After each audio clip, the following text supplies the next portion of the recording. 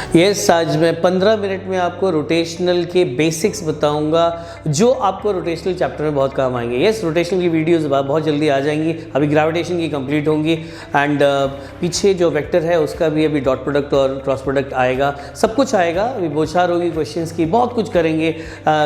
यहाँ पर इस मंच पे भी बहुत कुछ होना बाकी है। यस, फिलहाल आज मैं रोटेशनल और ट्रांसलेशन मोशन कितने 15 मिनट्स में, यहाँ पर टाइम बहुत बड़ी बात नहीं, यहाँ ये बात है कि इस 15 मिनट में जो बताया जा रहा है उससे एटलीस्ट आपको ये पता लग जाएगा जो मेहनत आपने लॉज ऑफ मोशन और वर्क पावर एनर्जी में कर रखी है वो कैसे रोटेशनल मोशन में काम आ जाती है। आप में से बहुत लोगों को इसके बारे में पता भी होगा, आप लोगों में बहुत लोगों को ये पता चलना चाहिए कि जिससे आपका एक कॉन्फिडेंस एकदम से इस चैप्टर में बन जाए। ये सबसे पहले आपको पता है रोटेशनल मोशन, ट्रांसलेशनल मोशन, और मैं इनकी एनालॉगी रख रहा हूँ। यहाँ का मास, यहाँ का मोमेंट ऑफ इनर्शिया, ये आपको पता होना चाहिए।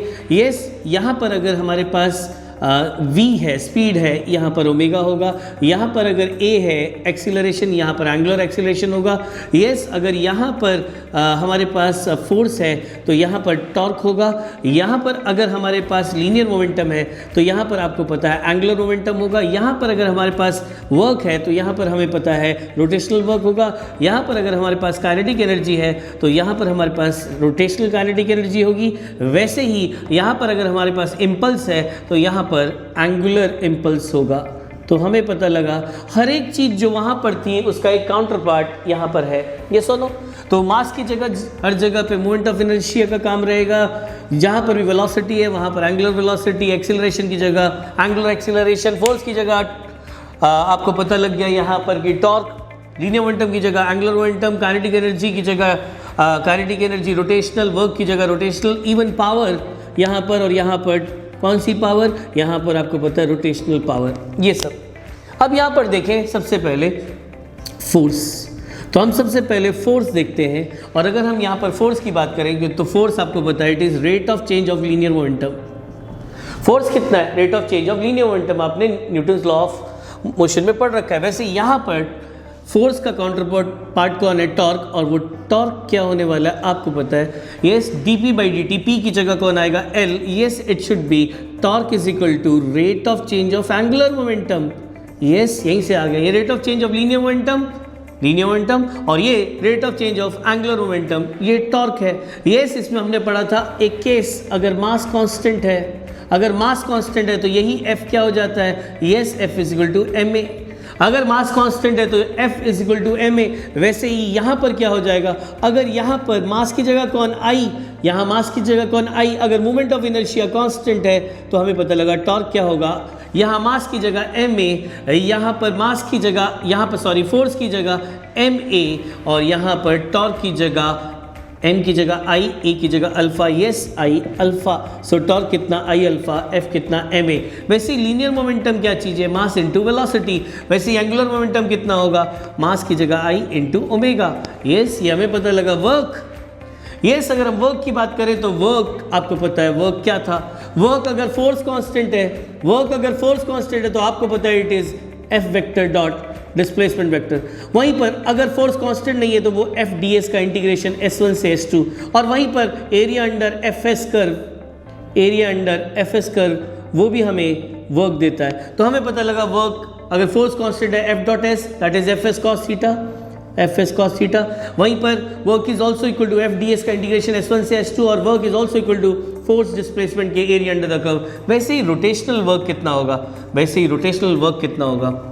Yes, it will be torque dot theta, या फिर टाउ डी थीटा का इंटीग्रेशन θ1 से θ2, या टाउ और थीटा के बीच में अगर मैं ग्राफ बनाऊं तो उसका एरिया अंडर द कर्व। मुझे लगता है ये भी आपको समझ में आ गया होगा। इसके बाद बात करें काइनेटिक एनर्जी कितनी होती है? Half mv²। प्लीज बताइए काइनेटिक एनर्जी रोटेशनल कितना होगा? हाफ m की जगह I, v की जगह ओमेगा²। मुझे लगता है ये भी क्लियर हो गया होगा। यहाँ चलें और इम्पल्स की बात करें, और अगर हम इम्पल्स की बात करते हैं तो हमारा इम्पल्स क्या चीज़ है? हमारा इम्पल्स होता है फोर्स एवरेज इनटू टाइम, या f dt का इंटीग्रेशन t1 से t2, या फोर्स और टाइम के बीच में जो ग्राफ है उसका एरिया, या चेंज इन लीनियर मोमेंटम। ठीक वैसे ही अब यहाँ पर एंगुलर इम्पल्स क्या होगा, यहाँ पर एंगुलर इम्पल्स क्या होगा, यस आप जानते हैं एवरेज फोर्स इनटू टाइम, यहाँ क्या होगा एवरेज टॉर्क इनटू टाइम। इसके बाद एफ डी टी का इंटीग्रेशन, टाउ डी टी का इंटीग्रेशन कहाँ से कहाँ तक, T1 से T2।